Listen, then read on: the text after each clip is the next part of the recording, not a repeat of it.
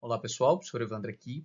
Essa é a nona videoaula sobre a anatomia dos membros superiores. Nela eu vou estar falando um pouquinho da fossa cubital, do retináculo dos flexores e dos músculos do compartimento anterior do antebraço. Espero que aproveitem a aula, que curtam, que compartilhem, e que se inscrevam no canal para quem ainda não está inscrito. Não custa nada para quem está assistindo, mas para quem está produzindo o conteúdo aqui faz grande diferença. Um grande abraço e bons estudos. Bem, chegamos então na fossa cubital. A fossa cubital é essa região localizada aqui na região anterior do cotovelo, na transição aqui entre o braço e o antebraço. E ela vai ter os seguintes limites. Ó. Como limite lateral, a gente vai considerar a massa dos músculos extensores, Ou se a gente quiser tornar um pouco mais específico, eu posso dizer que é constituído pelo bráquio radial. Mas na verdade a gente pode pegar toda essa massa de músculos laterais aqui e falar que essa massa corresponde ao limite lateral da fossa cubital. Como limite medial a gente pode dizer que esse limite é constituído pela massa dos flexores, esses músculos localizados nessa região, ou se a gente quiser ser mais específico, eu posso falar que esse limite é constituído pelo músculo pronador redondo, tá? Mas eu acho mais simples você falar, ó, massa dos extensores como limite lateral, massa dos flexores, a massa ou volume dos flexores, limite medial, e o limite superior vai ser uma linha interepicondilar. A gente traça uma linha entre epicôndilo lateral e epicôndilo medial do úmero, e aqui eu coloco como sendo o limite superior da fossa cubital. Essa região ela é protegida, no teto eu encontro a fáscia profunda e eu encontro aquela membrana, aquela aponeurose, na verdade, bicepital ou do bíceps braquial que eu já tinha comentado com vocês anteriormente, que se insere aqui, se funde com a fáscia profunda. O que nós encontramos, A fossa cubital, embora ela pareça ser estreitinha, assim, ó, se a gente abrir, separar a musculatura, é uma região até relativamente grande. O que nós encontramos, o principal conteúdo mais importante da fossa? Nós vemos aqui, ó, vou colocar de lateral para medial, o tendão do músculo bíceps braquial, tá? Medial em relação ao tendão do bíceps braquial, se a gente colocar dois dedos aqui, encontrar o tendão e palpar medial a ele, nós encontramos a artéria braquial ali. Então, ó, de lateral para medial, tendão do bíceps braquial, a artéria braquial, ela está aqui antes de cruzar, antes de se dividir em radial e ulnar, e o nervo mediano. Tá? O que mais que nós encontramos nessa fossa cubital? Encontramos vasos linfáticos, encontramos linfonodos, chamados de linfonodos cubitais. Nós vamos encontrar também veias, às vezes não estão representadas aqui, mas eu vou ter várias veias. Encontramos ramos aqui associados à irrigação ou à circulação colateral do cotovelo, e quando nós afastamos aqui o músculo braquiorradial, nós encontramos o nervo radial aparecendo aqui e se dividindo em ramo profundo e ramo superficial. Eu vou falar disso depois para vocês. Tá? Mas simplificando, como componente principal, nós vamos considerar o seguinte: eu tenho o tendão do bíceps, a artéria braquial, o nervo mediano e vasos linfáticos, linfonodos e gordura. É isso que nós encontramos na fossa cubital. Em relação ao antebraço, o antebraço ele vai ser constituído por dois compartimentos, assim como o braço. Só que na verdade é o seguinte, ó, se a gente for ver, a gente até pode chamar de compartimento anterior e posterior. Eu até prefiro, eu acho mais simples. Só que o compartimento que vai ser considerado posterior, lá na região distal, na região anterior, na região mais proximal, desculpa, ele não é tão posterior assim, ele é meio que lateral. O compartimento que aqui na região distal vai ser considerado anterior, lá na região proximal ele não é bem anterior, ele é mais medial, da forma como vocês vão ver aqui agora.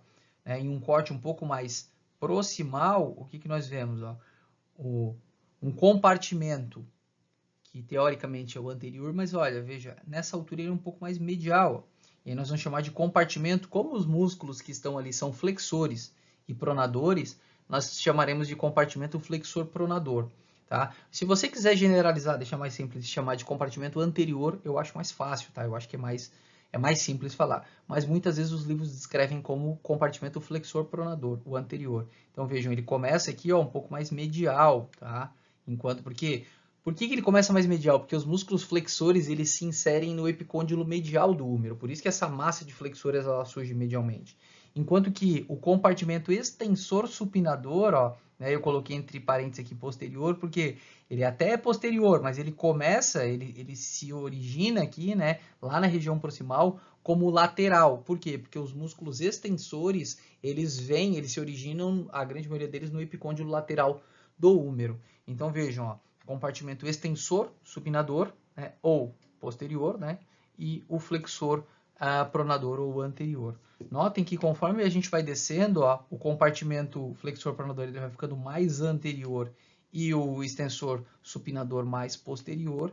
E quando chega aqui, né, bem na região distal, quase que na região, né, no terço distal do braço, do antebraço, desculpa, vamos dizer assim, né, eu encontro aqui, ó, esse compartimento agora já bem anterior, enquanto que esse compartimento já está bem posterior, né, respeitando, claro, né, sempre a posição anatômica.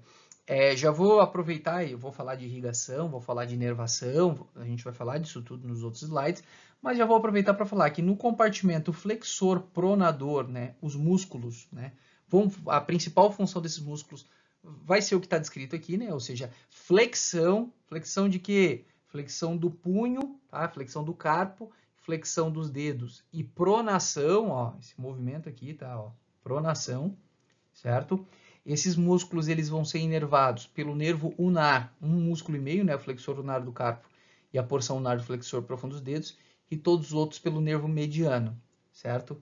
Enquanto que no compartimento extensor supinador, os músculos vão fazer extensão, né, extensão do carpo, extensão dos dedos, né, estou generalizando, mas essa é a função, e supinação, porque eu encontro o músculo supinador aqui no compartimento posterior, né? Nesse compartimento aqui eu encontro aqui o músculo supinador. Vale lembrar que o bíceps braquial é um potente supinador também, a gente já conversou sobre isso, né? Mas aqui tem músculo supinador também, então por isso que eu chamo de compartimento supinador. E esses músculos todos serão inervados pelo nervo radial. Então, ó, compartimento extensor supinador, ou seja, posterior, inervado pelo nervo radial, tá? Já vou falar, tá, e agora eu vou falar da irrigação, que eu já poderia ter falado também, ó.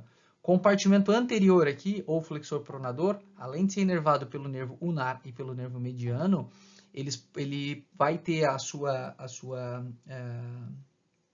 irrigação, né, proveniente da artéria radial e da artéria unar. Então, a artéria radial e a artéria unar irrigam esse compartimento anterior. O compartimento posterior, tá, ou extensor supinador, vai ser irrigado. A radial também contribui, tá, com a irrigação desse compartimento, mas vai ser principalmente, ó, pela artéria interóssea anterior e a artéria interóssea posterior. Você até pode estar pensando, professor, mas a interóssea anterior ela não está no compartimento anterior, no compartimento posterior, ela está no anterior. Como é que ela vai irrigar o posterior? É que essa interóssea anterior aqui, ó, ela emite vários ramos que perfuram a membrana interóssea, fazem anastomose com a interóssea posterior e irrigam esse compartimento. Então, repetindo, compartimento anterior, irrigação principal, artéria unar e artéria radial.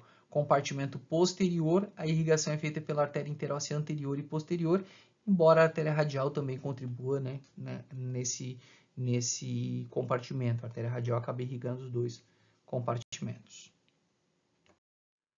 Turma, eu fiz uma pequena gambiarrinha aqui que eu já fazia em sala de aula para explicar para o aluno o que é um retináculo. Tá? Em várias partes do corpo a gente tem os retináculos. E o que acontece? Eles são formados por quem? A fáscia profunda, quando ela chega nos pontos de articulação, muitas vezes ela se espessa formando essas estruturas que vão manter o tendão na posição anatômica, permitindo o deslizamento do tendão, mas não o seu deslocamento. O tendão não sai do local, ele desliza, né, ele corre, mas sem sair do lugar. Por que isso é importante? Olha só. Amarrei aqui o cabinho do fone de ouvido aqui no meu dedo e vamos considerar que esse cabinho aqui, ó, é o tendão, né? É o tendão do flexor profundo, por exemplo, dos dedos que vai para o indicador, né? Quando eu contraio, o que eu espero que aconteça com o meu dedo? Que ele faça aqui, ó, uma flexão. Tá meio apertado, o dedo já tá ficando até roxo. Deixa eu dar uma irrigadinha no dedo. Deixa eu dar uma afrouxadinha. Olha só, quando eu contraio, eu espero que o meu dedo faça uma flexão.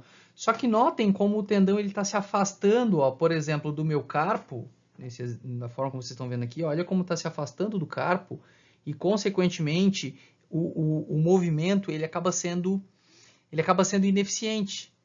Então, onde é que vai entrar? Olha como tem uma barriga aqui, um afastamento, né, do cabinho em relação ao carpo. Onde é que vai entrar o retináculo, então? O retináculo, ó, vou pegar um exemplo aqui, peguei ali da minha esposa uma borrachinha aqui, né, um prendedorzinho de cabelo. E ó, o retináculo vai fazer o papel desse gominho de cabelo aqui, desse prendedorzinho. Veja só, eu continuo contraindo, só que agora o tendão não tem mais como se afastar do meu carpo. Ó. Eu vou contrair, ó, e nota como aqui lá ainda tá fazendo a barriguinha, né? Porque eu não tenho aqui, eu também vou ter, né, as poliazinhas, os retináculos. Mas vamos pensar aqui, ó, o tendão que antes estava se afastando do carpo, agora ele não se afasta mais. E quando eu puxo, ó, ele trabalha um pouco melhor. Então, essa estrutura aqui está fazendo o papel de retináculo. Olha, com retináculo, ó, com retináculo e sem retináculo, ó. Olha como distancia e com isso eu perco, né, tração, perco movimento nessa questão. Então, o que acontece? Qual é a única diferença? Vou tirar aqui, senão daqui a pouco eu vou perder a pontinha do dedo. Não é para tanto, né? Qual é a diferença, então, dessa estrutura aqui para o retináculo? É que o retináculo ele não é elástico assim, tá? Mas ele vai manter o tendão na posição anatômica, impedindo aí permitindo o deslizamento, mas impedindo o deslocamento, mantendo aquele tendão organizadinho. Bom, tendo visto isso, a gente tem retináculo em várias partes do corpo, mas eu vou falar primeiro para vocês aqui do retináculo dos flexores, né? Então vejam só, eu tenho aqui na região do carpo ó, um espessamento da fáscia profunda que vai formar esse ligamento carpal palmar, que é esse ligamento um pouquinho mais proximal que eu vejo aqui, ó. Inclusive ele é tensionado pelo músculo palmar longo, depois eu vou falar para vocês desse músculo, o tendãozinho dele tá aqui, então ligamento carpal palmar, tá? Juntamente ó, com um ligamento um pouquinho mais profundo chamado de ligamento carpal transverso, que é esse aqui, ó, então ligamento carpal transverso e nesse caso e aqui o ligamento carpal palmar.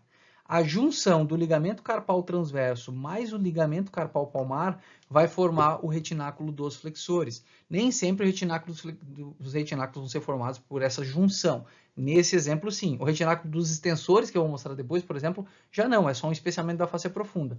Mas nesse caso aqui, ó, essa estrutura, tá? A junção aqui do ligamento carpal palmar com o ligamento carpal transverso forma o retináculo dos flexores e, ó, como eu tenho aqui o retináculo dos flexores, eu tenho como os tendões passarem aqui profundamente em relação ao carpo, né, deslizando, mas não se deslocando.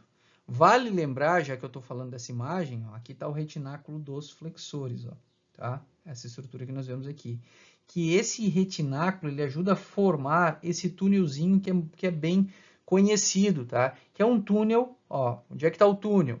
Está localizado nessa região aqui, ó, entre o retináculo dos flexores e os ossos do carpo, né? Então é um túnelzinho, tá? Passando pelo carpo. Ele vai ser chamado de túnel do carpo. Esse túnel do carpo que nós vemos serve como passagem para que os tendões cheguem, né? Para que os tendões cheguem até os dedos e para que um nervo também chegue ao centro da mão. Esses tendões, não é difícil memorizar quais são os tendões, tá? A gente tem 9 tendões passando no túnel do carpo, tá? E um nervo. Quais são os 9 tendões? Olha só. 4 deles são do músculo flexor superficial dos dedos. Por quê? O flexor superficial dos dedos, né, vai para 4 dedos. O polegar a gente sempre deixa de fora, tá? O polegar tem musculatura própria, tá? Tem flexor longo do polegar, flexor curto do polegar, extensor longo do polegar, extensor curto do polegar, abdutor. Então, assim, ó, o polegar tem musculatura própria. Então, vamos deixar ele de fora. Eu tenho ó, o flexor superficial dos dedos, que vai um tendão para cada dedo, tirando o polegar. Então, já deu 4 tendões. Eu tenho flexor profundo dos dedos, que também vai ter um tendão para cada dedo, né? Tirando o polegar, então já fechou 8 tendões. 4 do flexor superficial dos dedos, 4 do flexor profundo dos dedos, e o nono. O nono é esse aqui, ó, um pouquinho mais lateral, que é o tendão do flexor longo do polegar. Tá? E aí fecharam os 9 tendões. Ó. 4 do flexor superficial dos dedos, 4 do flexor profundo dos dedos e um aqui, ó, do flexor longo do polegar. Professor, eram 9 tendões e um nervo, não era? Então, o nervo mediano. Ó. O nervo mediano ele passa no túnel do carpo juntamente com esses 9 tendões. O que é a síndrome do túnel do carpo? É qualquer condição que gere uma compressão no túnel do carpo. Tá? Isso pode acontecer por diferentes motivos. Processo inflamatório nas bainhas sinoviais, hiperplasia óssea, tá? O osso aumenta de tamanho, espessamento de retináculo. Qualquer condição que aumente a pressão aqui dentro do túnel do carpo, as estruturas vão, né, se algo estiver ocupando o espaço, né, isso vai empurrar as estruturas que estão passando no túnel, no canal, né, saindo do antebraço e chegando até a mão. E quem é que sofre primeiro? Os 9 tendões ou o nervo? O nervo, sempre que tiver compressão, tá? Ao longo do corpo como um todo, o nervo é o primeiro que sofre. Então, o nervo acaba sendo comprimido aqui no túnel do carpo e essa condição vai gerar manifestações na mão. Você vai dizer, professor, quais são as manifestações? Calma, porque primeiro a gente tem que estudar a anatomia da mão. Então, primeiro eu falo da anatomia da mão, né? Para depois, primeiro você tem que saber o que o nervo mediano faz na mão. Quais são os músculos que ele inerva, qual é a parte sensitiva, para saber quais são as manifestações que o paciente poderia apresentar. Mas agora você já sabe o que é túnel do carpo, né? E o que é a síndrome do túnel do carpo? É a compressão desse túnel que compromete principalmente o nervo mediano. Sorry, tratamento. Tratamento, é claro que existe tratamento farmacológico, né? Muitas vezes com anti-inflamatório, né? Para tentar diminuir a inflamação e, consequentemente, a compressão. Em alguns casos, né? Ou em muitos casos, vai ser o tratamento cirúrgico e que a ideia é descomprimir, né? Abrir esse túnel, né? Para descomprimir as estruturas, né? E dar um tempo, dar um respiro aí para esse nervo que estava, né, sob pressão no túnel. Bom, seguindo, a gente já pode falar aqui dos músculos do compartimento anterior, né, ou compartimento flexor pronador. Esse compartimento é constituído por camadas e na primeira camada, que é a camada superficial, eu vou encontrar 4 músculos, tá? Esses músculos, a grande maioria deles se originam aqui do epicôndilo medial do húmero, tá? Então, a inserção proximal vai ser quase que comum deles. Então, ó, começo falando do pronador redondo. O pronador redondo, inclusive o Moore, ele traz um esqueminha que é assim, ó, você flete o teu polegar, tá? E encaixa a parte do polegar que você fletiu, assim, ó, lá no epicôndilo medial do húmero, aqui no cotovelo. Ó. E aí isso diz algumas coisas para vocês. Primeiro, que os flexores, né, os músculos que estão na frente, eles se originam, ó, do epicôndilo medial do húmero, né? Porque, claro, estou casando, o contrário eu não consigo fazer. Então, aqui, ó, do epicôndilo medial do húmero. E segundo, no compartimento superficial eu tenho 4 músculos, né? Porque eu tenho 4 dedos aqui. O pronador redondo, o flexor radial do carpo, o palmar longo e o flexor ulnar do carpo. Então, vamos ver o primeiro, ó, pronador redondo. Inserção proximal, né, epicôndilo medial do húmero. Inserção distal, face anterior do rádio. Todo músculo que fizer supinação, né, ou pronação se insere no rádio, porque quem gira sobre a una é sempre o rádio, tá? A una não gira. Então tá ali pronador redondo, né, inserção lá no rádio. Inervação, nervo mediano e ação, né, a principal ação dele é pronação, né? Pronação do antebraço, não sozinho, né? Ele age como pronador quadrado, né? Depois, ó, o flexor radial do carpo. Flexor radial do carpo, a inserção proximal vai ser a mesma, né? Epicôndilo medial do húmero. A inserção distal do flexor radial do carpo vai ser na base do primeiro e segundo metacarpais. Tá? Então, base do primeiro e segundo metacarpais aqui. Pela face anterior, né? Inervação, também nervo mediano e ação. Ó, flexão do carpo, tá? Então, flexão do carpo. Mas, além disso, ó, como ele é bem lateral, quando eu faço a flexão, quando eu contraio o flexor radial do carpo e contraio junto o extensor radial longo do carpo, o flexor tenta fazer uma flexão do carpo, o extensor tenta fazer uma extensão do carpo. Eu nem vou fletir, nem vou estender. Professor, então vai ficar parado, né? Vai ficar na posição neutra. Deveria, mas como eles são bem laterais, ó, quando eu contraio o flexor radial do carpo junto com o extensor radial longo do carpo, é como se eu puxasse a mão aqui, ó. E aí o que acontece? Eu faço a abdução da mão, o desvio radial, tá? Então esse movimento aqui, ó, que é de abdução da mão. Na posição anatômica, né, seria assim, ó, abdução da mão ou desvio radial. O contrário, né, é a adução da mão ou desvio unar. Notem que o desvio unar, ó, a adução da mão, ela tem uma amplitude maior do que a abdução. Por quê? Porque o processo estiloide do rádio, ó, ele é mais distal em relação ao processo estiloide da una. Eu falei disso para vocês quando eu falei lá dos ossos, e por isso ele não permite, né, o rádio aqui não permite uma abdução tão ampla. A adução ela é mais ampla, certo? Seguindo. Ó, o flexor radial do carpo está aqui. Ó, a inserção dele distal aqui. O palmar longo. O palmar longo é um músculo inconstante, tá? Você tem como verificar aí se você tem ou não tem o palmar longo quando você faz esse movimento aqui, ó. Tá? Depois eu explico para vocês na atividade prática. Vocês vão ver que, ó, eu sinto aqui um tendão que é do flexor radial do carpo e outro do palmar longo. Tem muita gente que não tem palmar longo. Vê se vocês vão conseguir ver que eu tenho dois tendões aqui aparecendo. Um aqui, que é o do palmar longo, e outro, lateral, aqui, que é do flexor radial do carpo. Tem dois tendõezinhos ali surgindo. Tá? Mas depois eu explico, mostro melhor para vocês. O palmar longo ele é um músculo inconstante. Ele se origina ali no epicôndilo medial do húmero. E a origem proximal, né? A inserção proximal, a inserção distal dele vai ser aqui na aponeurose palmar. Tá? Ele ajuda a dar apreensão da aponeurose, tá? Quando a gente faz a apreensão aqui, a aponeurose ajuda a baixar os dedos, tá? Dizem, né, segundo alguns estudiosos, que no desenvolvimento, devido ao nosso processo evolutivo, né, se a gente precisasse se agarrar, por exemplo, em árvores e tal, era mais fácil, né, com o palmar longo. A gente, como mudou muito o estilo de vida, como a gente não vive mais em selva e tudo mais, né, esse músculo ele foi se perdendo. Mas é muito comum, às vezes, a gente verificar em peças e, de um lado no cadáver tem palmar longo, do outro lado não tem, ou não tem nenhum. Não tem nenhum é mais difícil, mas muitas vezes um lado não está presente, tá? O outro lado está presente. Pode acontecer também de não ter nenhum dos dois, tá? Inervação, nervo mediano, a ação dele vai ser flexão do carpo, né? E preensão aqui, né, da aponeurose palmar. Depois eu vou explicar na mão o que é aponeurose palmar. Flexor unar do carpo é inserção proximal, epicôndilo medial do húmero. Inserção distal, ó, ele se insere no piciforme, tá? No amato e na base do quinto metatarso. Inervação, nervo ulnar, agora não é mediano, né?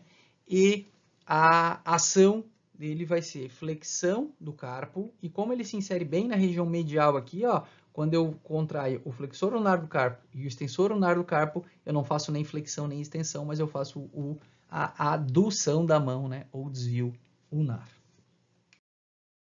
Bom, descendo, né? Chegando num compartimento um pouquinho mais profundo, eu encontro aqui o flexor superficial dos dedos. O flexor superficial dos dedos ele vai se inserir lá no epicôndilo medial do húmero, mas se insere também na face anterior do rádio, e a inserção distal dele vai ser, ó, na base aqui, ó, da falange média do segundo ao quinto dedo, tá? Ele não vai até a falange distal. E ele faz uma forquilhinha para o flexor profundo dos dedos passar e chegar até a falange distal. Inervação do flexor superficial dos dedos, nervo mediano. E a ação, ó, flexão do carpo, se passa sobre o carpo, age na flexão do carpo, mas principalmente flexão dos dedos. Mas não flete a falange distal, tá? Essa flexão aqui, ó, ele não faz. É flexão da falange proximal, certo? Seguindo, camada profunda. Nós vamos encontrar aqui, ó, dois músculos agora. O flexor profundo dos dedos. Inserção proximal dele vai ser na face anterior da una e na membrana interóssea. Inserção distal, ó, falange distal do segundo ao quinto dedo. Inervação, esse músculo ele tem dupla inervação. Essa metade aqui, ó, lateral, ou seja, a metade que corresponde ao dedo indicador e ao dedo médio, vai ser inervada pelo mediano. E a metade medial, ou seja, a metade aqui, né, que corresponde ao dedo anular e dedo mínimo, corresponde ao nervo ulnar, tá? Então, metade medial ulnar, metade lateral mediano. Depois, quando a gente for falar de lesão do nervo ulnar, do mediano, eu vou retomar isso com vocês. Ação, flexão dos dedos, né? Ajuda no carpo também, mas principalmente flexão dos dedos. Para testar ele, ó, você pega aqui, ó, segura a falange média e verifica, ó, por exemplo, se eu quiser só do meu indicador aqui, ó, verifica se o paciente consegue, ó, segurando a falange média aqui, ó, se ele consegue fletir só a falange distal. Se estiver fazendo isso é porque está conseguindo, né, contrair esse músculo.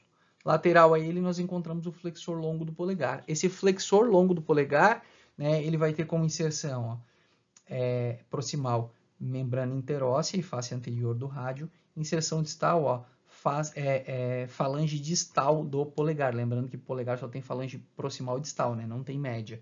Inervação, nervo mediano. Ação, né? Flexão do polegar, mas ele, ó, como ele é o longo, ele vai... Se eu segurar aqui a falange proximal, ó, é esse movimento aqui, ó, ele está contraindo a falange distal. Ainda, né, mais profundo que esses músculos, o que eu encontro aqui? Ó? O pronador quadrado. Inserção medial, vamos dizer assim, né, do pronador quadrado, face anterior da una, né, no quarto distal. E inserção lateral, ó, face anterior do rádio, também no quarto distal. Né? Inervação, nervo mediano. Ação, pronação do antebraço. Ó, aqui tá supinado, assim, e nessa imagem aqui onde está agora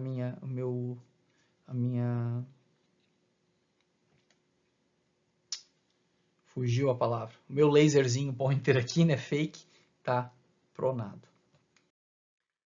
Pessoal, essa aula ficou um pouquinho mais longa, mas eu não podia cortar na metade, eu tinha que falar de todos os flexores, né? Então falamos dos flexores, né? Na próxima aula a gente começa a partir dos músculos extensores, ok? Um grande abraço para vocês e até a próxima.